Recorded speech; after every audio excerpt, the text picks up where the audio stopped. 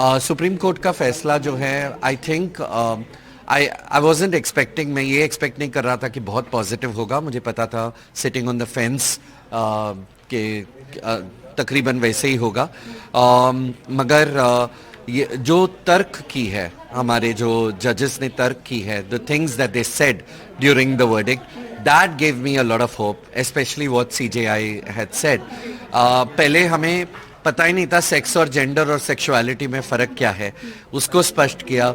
Education हो सब जगह, सामाजिक एजुकेशन हो, वो स्पष्ट किया। Basic needs free of from, सरकार को देखना होगा, ये उन्होंने अपनी टिप्पणियों में कहा। तो केंद्रीय सरकार और राज्य सरकार के बारे में कहा है।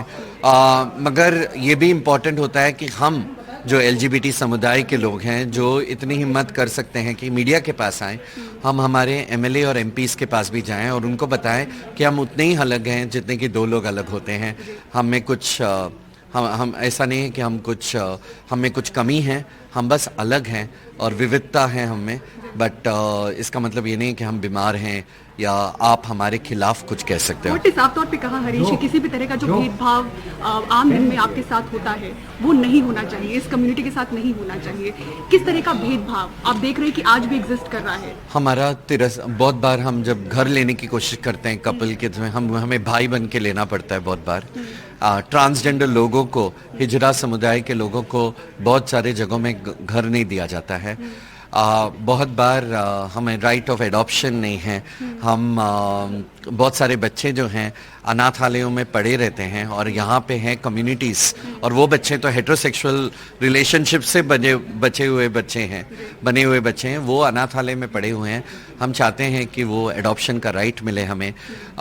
ये जो मैरिज इक्वालिटी है, ये शुरुआत होगा बहुत सारे राइट्स का। तो हमने 2 कदम आगे लिया है, 1 कदम पीछे लिया है।